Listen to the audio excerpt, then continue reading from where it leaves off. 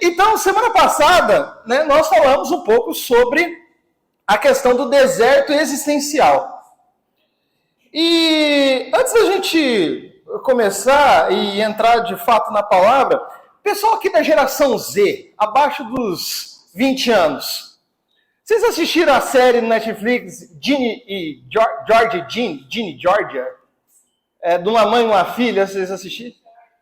Isso aí, você assistiu, né? Pelo jeito você assistiu. Você assistiu, Lê? Você assistiu? Maria? Rapaz, vocês não assistem essas coisas da idade 6? Tá a Stephanie assistindo e chorando lá em casa com a série. Mas tá bom, vocês não assistiram, então beleza. Bom, aí o que acontece? Então nós estamos falando sobre deserto. Tá certo?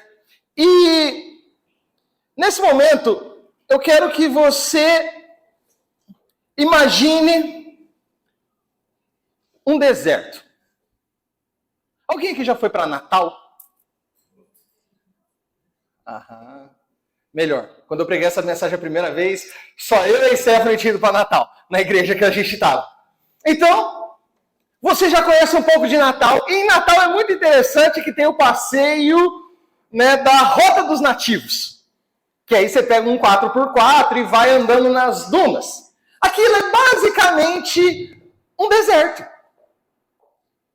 Então, eu quero que você pense essa cena. Para quem foi para lá, consegue ver. Quem não foi, pensa naquela cena. E com certeza você assistiu a novela O Clone. Não, geração Z não é para vocês essa. Com certeza você assistiu O Clone, que foi gravado no mesmo lugar, lá na Rota dos Nativos, lá em Natal. Lá naquelas dunas. Então eu quero que você imagine agora aquele deserto.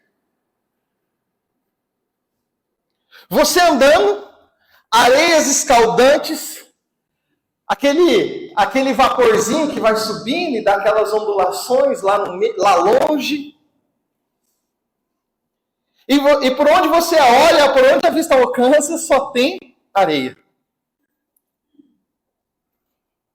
Daqui a pouco você vê, que nem naqueles documentários da Discovery, da History Channel, ou da Cultura, isso aqui também não é para geração Z, da Cultura, que vem aquela cobrinha lá caindo assim, ó, pela duna. Aí, tá vendo? Vocês estão sabendo. Olha só.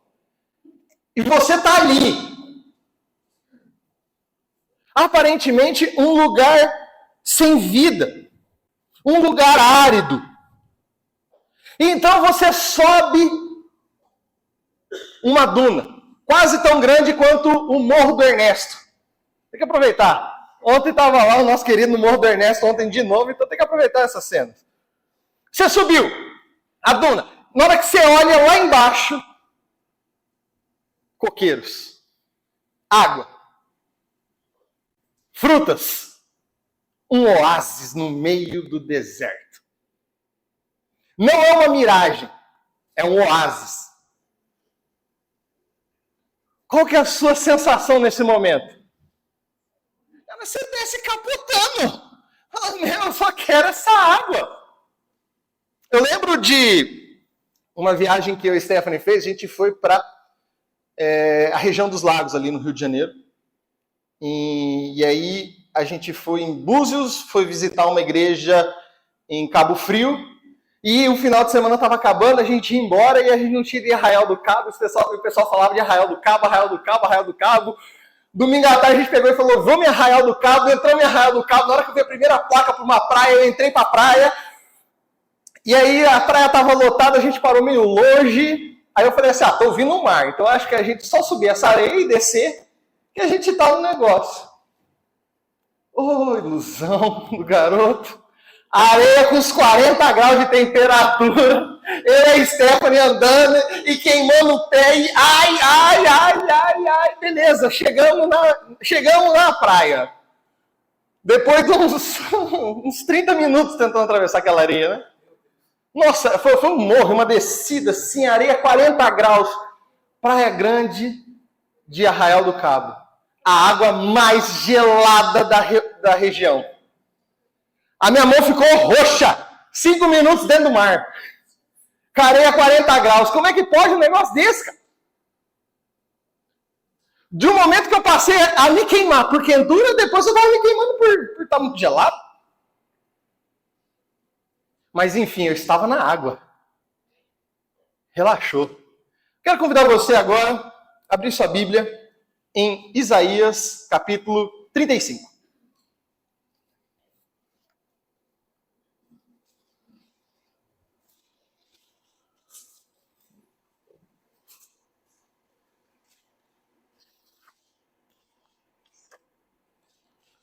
Pode abrir a Bíblia, viu, gente? O pessoal que está esperando projetar, abre a Bíblia aí.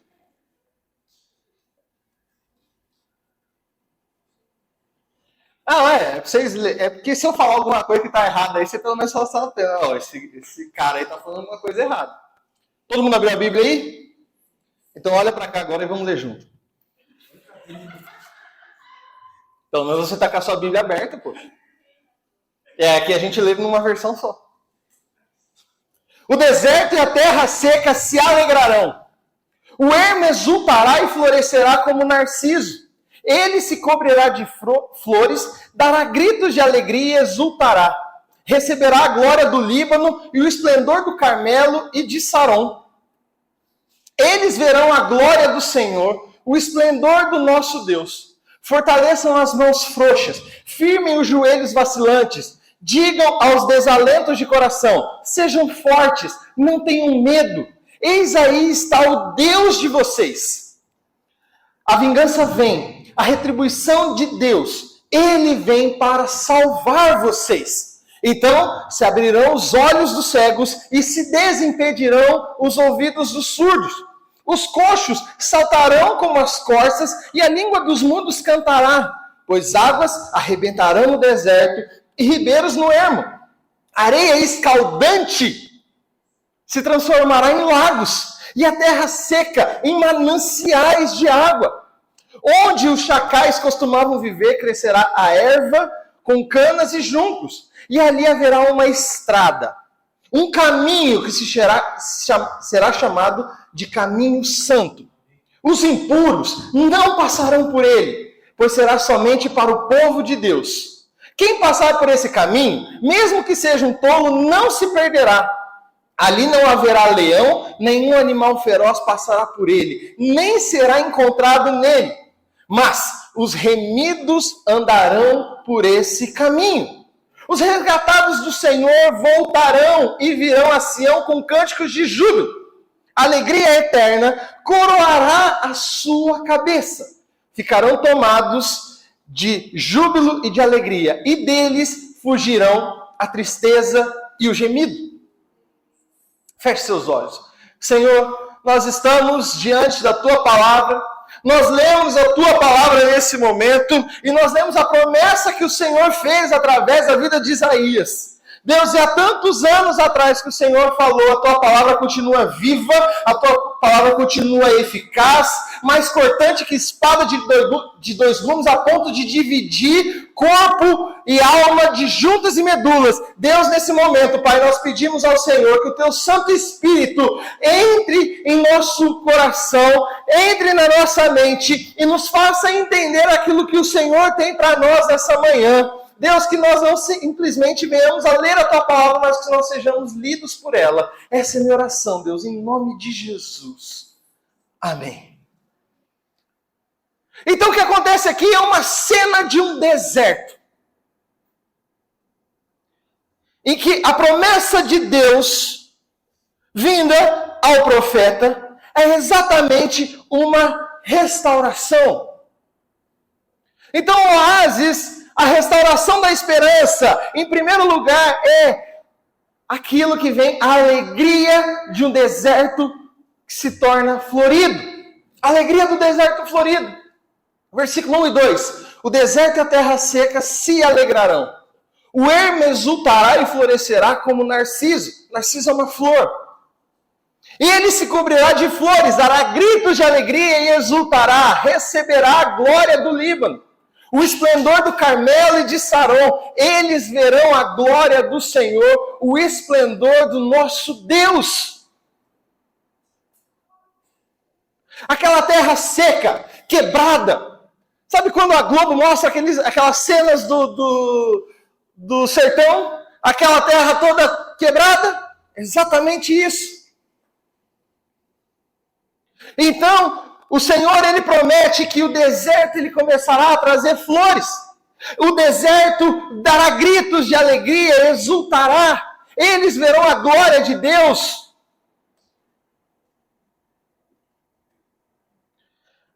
Às vezes, a minha e a sua alma está como esse deserto, sedento, procurando alguma coisa. Essa coisa é a presença de Deus que nós precisamos. Ela é que dá sentido, ela que dá razão. Por isso que eu perguntei para a geração Z se estava assistindo aquela série. Porque essa série, ela mostra exatamente como é que as coisas estão acontecendo. São os problemas dessa geração que está passando. E eu consigo ver esses problemas que hoje a geração abaixo dos 20 está passando. Uma situação que com certeza parece ser infindável. Eu sei que o problema que essa geração está passando hoje é terrível. Qualquer coisa. Os problemas de hoje parece que são muito maiores do que dos pais, da época dos pais. Eu sei que muitas vezes, quem está abaixo dos 20 anos pega e fala assim, nossa, está muito pior, meu pai e minha mãe nunca vão entender. Eu não sou da geração Z, mas uma coisa eu posso te dizer, eu já fui adolescente. E ao ver a série, eu posso te dizer uma coisa, vai piorar. Os problemas que vocês estão passando, eles são terríveis, e eu sei que são. Mas faz parte da fase da qual vocês estão passando. Vai passar, e depois parecerão problemas piores. Só que, em todas essas coisas, essa série é muito interessante porque a menina está buscando aceitação. Essa menina está buscando ser reconhecida. Ela tem um problema na escola, em que ela não consegue se sentir encaixada. Ela tem uma realidade em que ela começa a se envolver com um rapaz que tem uma namorada, e ela também tem um namorado, e eles terminam e eles ficam juntos. E aí você fala assim na série, pronto, o casal, o Romeu e Julieta da série se encontraram. Agora vai dar tudo certo. E o amor deles é para sempre. Dura 3 episódios. E quando ele termina, ela fala, você está me rejeitando. A maior dificuldade em que nós temos é a rejeição. A menina que parecia que estava no oásis, ela estava tendo uma miragem. E quando o cara termina com ela, ela percebe que ela está no deserto novamente. Falta alguma coisa. Isso que falta nela, isso é o que falta em você, isso é o que falta em mim. A presença de Deus. Em meio aos desertos da vida, nós encontramos a promessa de Deus, transformação e renovação. Isaías nos revela a beleza de Deus no meio de aridez e de dificuldade. Ele promete transformar a nossa vida em verdadeiros jardins de beleza e abundância, refletindo a sua glória. O ermo é um lugar desabitado, é o deserto. O ermo exultará. Às vezes, nossos dias estão cinzas. Mas o Espírito Santo de Deus é aquele que faz florescer as nossas vidas. Nós podemos buscar prazeres, nós podemos buscar satisfação, seja em vícios, seja em atividades, seja em hobby, seja na sexta-feira, seja no sábado. Chegou o final de semana, até que enfim vou poder viver. Não, está muito errado esse negócio. Se a sua satisfação em Deus, a sua segunda-feira, ela é tão prazerosa quanto o final de semana. Porque o seu prazer está em Deus, não está no dia da semana. Amém. Se a tua semana fosse só de sexta-feira, seria terrível. Terrível seria ficar só em casa, no sábado.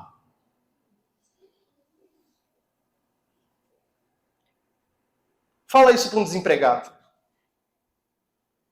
Queria só ficar em casa. Tudo que o desempregado quer é uma segunda-feira com a carteira assinada. Ou seja, nós precisamos trabalhar para que nós possamos descansar. Então a segunda-feira ela é maravilhosa. A terça-feira ela é maravilhosa.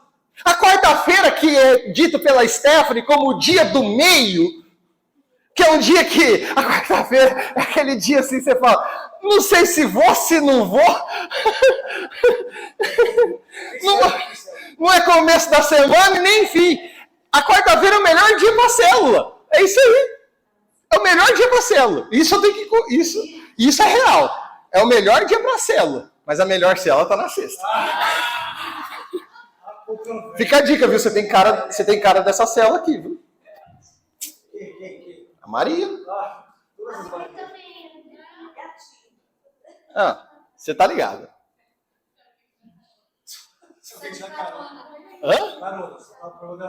Quem que é carona? Olha, Deus vai mandar um carro nesse deserto aí, hein? Então o que acontece? A nossa satisfação está no lugar errado. O nosso foco está no lugar errado. Tem momentos na nossa vida que parece tudo que está dando errado. Seja emprego, a falta dele, pode ser uma doença, uma desilusão, tantas coisas que acontecem. Parece que tudo dá errado.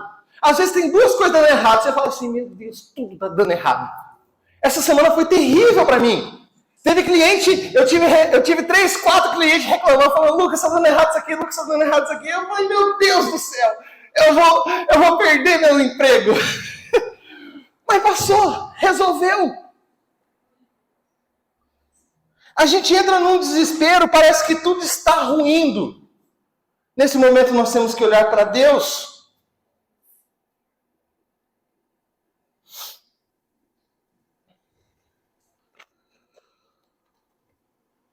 E aí, a promessa que nós temos aqui é que o deserto florescerá e exultará de alegria. Nós lemos no texto que águas romperão no deserto. É interessante que Jesus, ele disse, eu tenho que ter uma figura, porque na minha célula tem gente que só memoriza a mensagem com figuras. Então eu preciso ter uma figura aqui. Não, quando eu preguei sobre Gideão aqui, a pessoa fala até hoje, não, porque tinha um Gideão lá, entendeu? Da inteligência artificial, então. Mas Jesus disse, se alguém tem sede, venha a mim e beba. E rios de água viva correrão do coração de quem crer em mim. Nessa sociedade desértica que nós vivemos, nessa sociedade que necessita da presença de Deus, o que Jesus está falando aqui é que nós nos tornaremos oásis. E nós jorraremos para as vidas das pessoas que têm a sua vida seca. Eita! Olha lá, tá chegando oásis aí.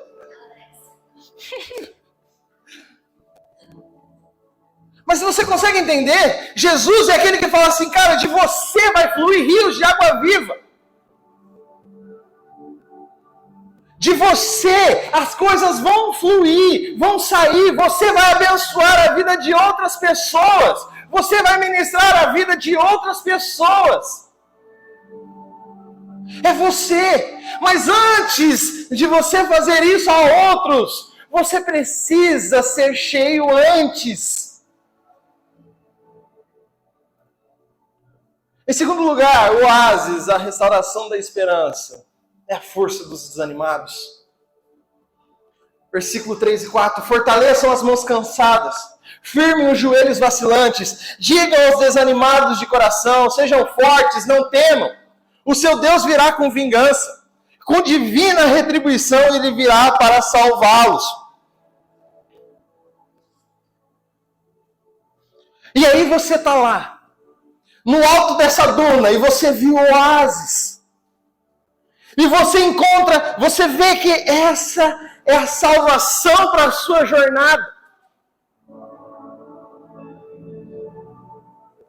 Você vai com tudo.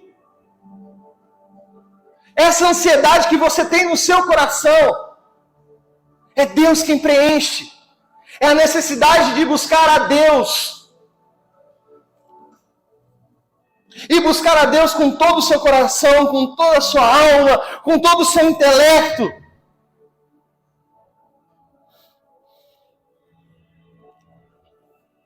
Sejam fortes. Não temam. Firma o joelho. No começo do ano, eu estava jogando bola. E aí eu entrei numa dividida. Bola com bola, pé com pé. E na hora que eu pisei o pé, eu estava de lado, meu joelho foi para fora e voltou.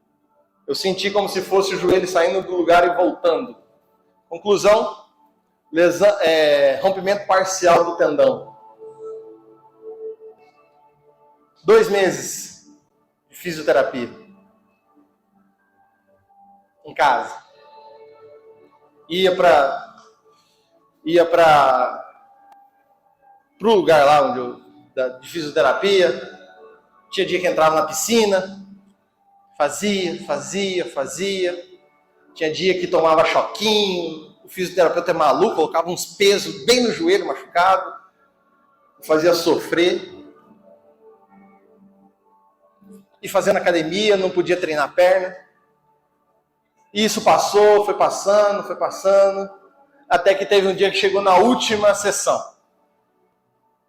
Aí a mulher da fisioterapia falou, agora nós vamos fazer o teste. Essa última sessão comigo. Colocou uma cama elástica dentro da água.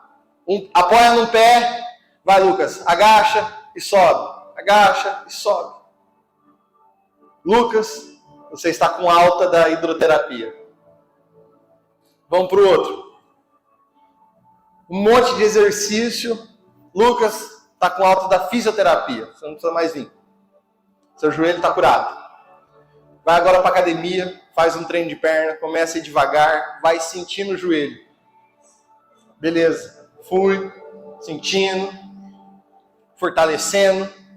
Beleza, joelho bom. Pode voltar para o crossfit. Codilou. Crossfit é para se machucar. Mas enfim. Fui. 2 meses antes eu tava levantando 100 quilos numa barra. Jogando ela no ombro. Eu estava fortalecendo meu joelho. Eu ia jogar 100 quilos na barra novamente? É claro que não.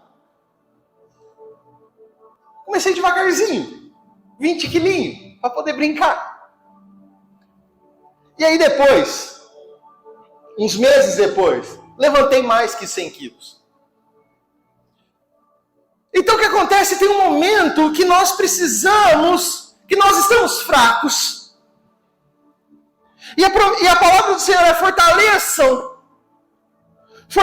os fracos, firme os joelhos vacilantes. O meu joelho estava vacilante, só que eu não podia pegar depois da fisioterapia e voltar de uma vez e jogar carga sobre ele. Era preciso ter um tempo, é tempo do processo. Hoje em dia a geração mais nova tem uma grande dificuldade em esperar. Em saber que tem um processo das coisas acontecendo. Eu quero tudo para ontem, eu quero tudo para agora. Você manda uma mensagem, ela já deu entrega, já tem que ter a resposta. Por um aplicativo, em 15 minutos a comida está na minha casa. As coisas são muito fáceis, muito rápidas. Mas tem um processo. Há um processo. E nós precisamos entender o processo e sermos fortalecidos em meio ao processo. Cara, essa ansiedade e que todos nós temos, de alguma forma, essa pressa. Cara, eu conheço um cara que ele é muito doido. Eu vejo ele há 1 ano quase, falando assim, não, eu tenho um projeto aqui e tal, e ele vai sair. E tem outra coisa que vai acontecer aqui. E tem outra coisa que vai acontecer aqui. Eu falei, cara, e as coisas, tipo assim, você tem que esperar o processo para acontecer. E eu olhava para esse cara, eu falando com a Stephanie um dia, eu falei, meu, parece que não vai. Aparentemente, ele parece estar tranquilo. Mas se eu conheço ele um pouquinho, e eu acredito que eu conheço, eu sei que o coração estava turbulento. Porque o meu também estaria. Mas chega um momento em que o processo termina, e você começa a ver as flores nascendo no deserto. Há um momento em que o processo acaba, e você começa a ver que é a bondade de Deus que está acontecendo. Era preciso passar por esse momento. Era preciso. É exatamente sobre isso. E aqui o texto fala que o Senhor virá com vingança e com retribuição, com divina retribuição virá para salvá-los.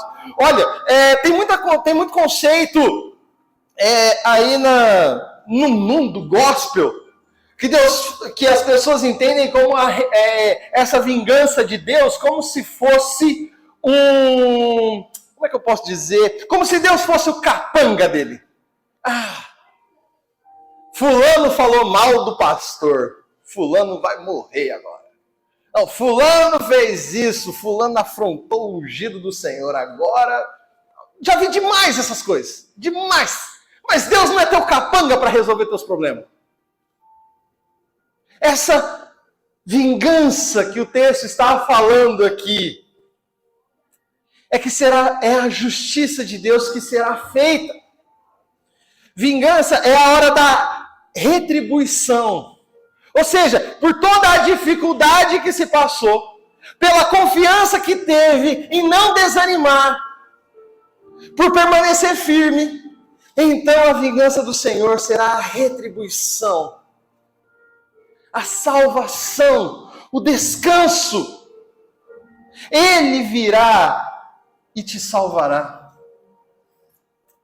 Jesus, quando esteve aqui, ele disse algo muito parecido. João 14, 2 e 3, na casa de meu pai há muitos aposentos.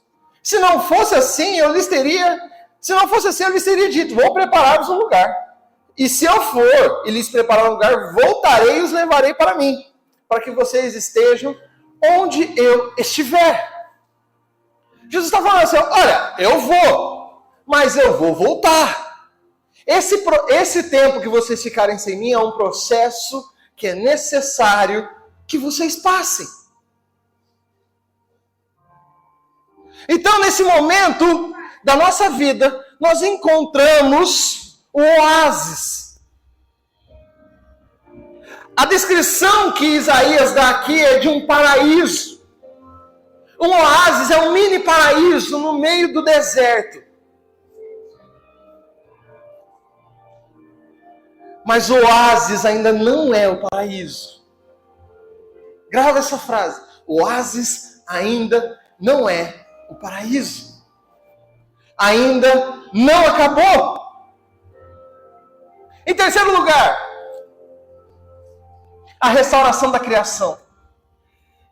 E se destaparão os ouvidos dos surdos, e então os coxos saltarão como cervo, e a língua dos mudos cantará de alegria. Águas irromperão no ermo e riachos no deserto. A areia abrasadora se tornará um lago, e a terra seca, fontes borbulhantes. Nos antros onde outrora havia chacais, crescerão a relva, o junco e o papiro. E ali haverá uma grande estrada, um caminho que será chamado caminho da santidade.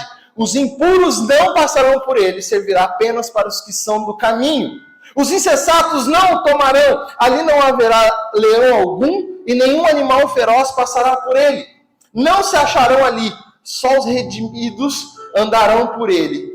E os que o Senhor resgatou voltarão, entrarão em Sião com cantos de alegria duradoura. Alegria coroará suas cabeças, júbilo e alegria se apoderarão deles, e a tristeza e o suspiro fugirão. Haverá um caminho chamado caminho da santidade. Os impuros não passarão por ele. Jesus disse: eu sou o caminho, a verdade e a vida. Ninguém vem ao Pai a não ser por mim. O que Jesus está dizendo aqui? Olha, o negócio é o seguinte: esse caminho santo, porque a santidade não tem pacto com o pecado, a santidade não suporta o pecado. Esse caminho da qual Isaías falou, esse caminho é Cristo. É Jesus. É aquele que nos liga ao Pai. É aquele que é por Jesus o caminho pela qual nós vamos ir para os aposentos do Pai. Nesse momento da qual nós atravessamos o deserto, chegamos no oásis, e é do oásis que nós vamos para o paraíso. Aí sim é o destino final. Só que tem um detalhe: é o caminho santo que você precisa passar. E o caminho santo, ele não compactua com o pecado. Mas Lucas, nós somos pecadores. Pois é, nós somos pecadores. Mas Cristo morreu por nós. E uma frase que é antiga: pecado na vida do crente é acidente. Sabe o que acontece? Qual que é o nome do cachorrinho? Pedro Augusto?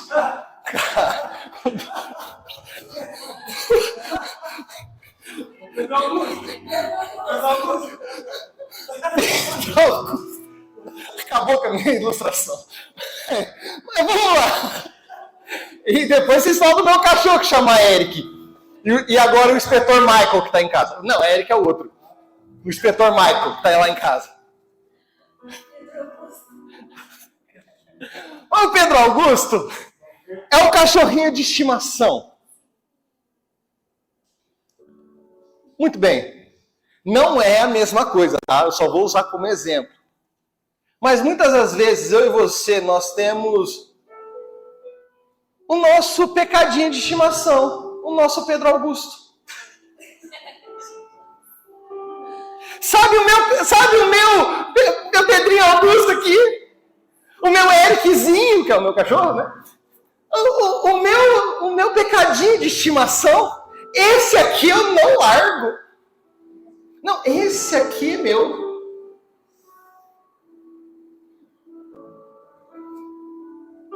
Quem passa pelo caminho santo não pode estar carregando o seu pecadinho de estimação. Nós somos chamados à santidade. E a santidade é a separação do pecado, é a separação do mundo.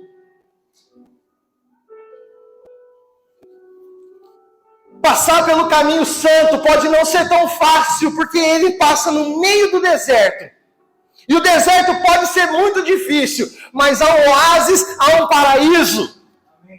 Mas para aquele que tem o seu pecadinho de estimação, vai ficar mais ou menos que nem a nação de Israel, só andando em círculo, e chega perto da terra prometida, e não entra, e volta, e fica 40 anos. Você está há quantos anos andando em círculo com o seu pecadinho de estimação, e você não entra na terra prometida, você não entra no oásis, você não vai entrar no paraíso por causa disso?